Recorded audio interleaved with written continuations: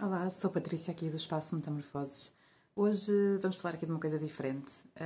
Há uns anos atrás, quando eu estava a tirar o curso de naturopatia, tive uma professora que me deu a mim e às minhas colegas, não é?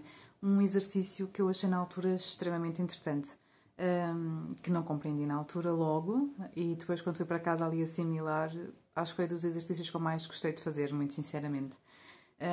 E hoje em dia também o uso bastante. Em alguns cursos que eu dou também peço para fazerem esse exercício adaptado, não exatamente da mesma maneira muitas vezes, mas tenho utilizado bastante também.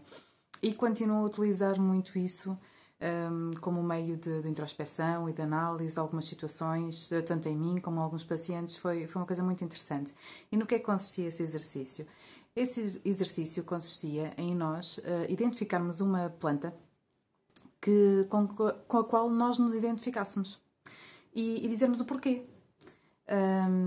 E normalmente nós, quando pensamos nas plantas, só pensamos na parte física, não é? Também emocional, como é que nos pode afetar, ou seja, por exemplo, a camomila acalma-nos, por exemplo, ajuda-nos a dormir, ajuda-nos a descontrair, a relaxar. A cidreira é um anti-histamínico natural, é muito bom para fazer compressas na zona onde nós possamos ter ali alguma alergia, por exemplo. E na altura eu fiquei a pensar, como é que eu me posso identificar com uma planta? Qual é que é a planta com a qual eu me identifico mais? Uma coisa é nós gostarmos de alguma planta, outra coisa é nós realmente nos identificarmos. E quando nós falamos na identificação com uma planta, tem a ver com uma componente mais energética. Qual é que é a componente energética da planta? Como é que ela reage? Como é que ela é? Como é que ela existe? Que faz com que eu me consiga identificar com ela. Então, qual é que foi o primeiro exercício que eu fiz para tentar identificar qual a planta com a qual eu me identificava? Comecei a pensar na minha infância. Comecei a pensar, ok, eu olhando para trás, tentando relembrar momentos da minha infância, qual é que é a planta que me chama mais a atenção? Lembrei-me de algumas flores, lembrei-me assim de alguma situação, mas nada realmente que me identificasse. Cada vez que eu me lembrava da minha infância, normalmente ia sempre parar ali alguns pratos de comida, ali algumas coisas, pensando nas plantas. E eu não estava a perceber porquê. Até que me surgiu realmente a ideia.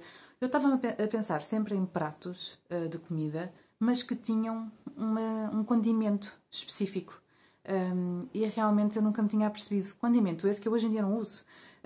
É muito raro eu utilizar, utilizo em outras coisas, mas não para colocar na comida. Mas realmente quando eu era pequena, a minha avó cozinhava bastante com esta planta e eu nunca me tinha apercebido como é que aquilo tinha ficado enraizado até realmente fazer este exercício. E qual é que era a planta? É o tomilho, tal como está indicado no título deste vídeo, não é? E de repente, imaginei o meu espanto, como eu me apercebi que a planta que me vinha sempre à mente, sempre que eu estava a pensar qual a planta com que eu me identificava, era sempre constantemente o tomilho. Então fui aprofundar mais os conhecimentos em relação ao tomilho.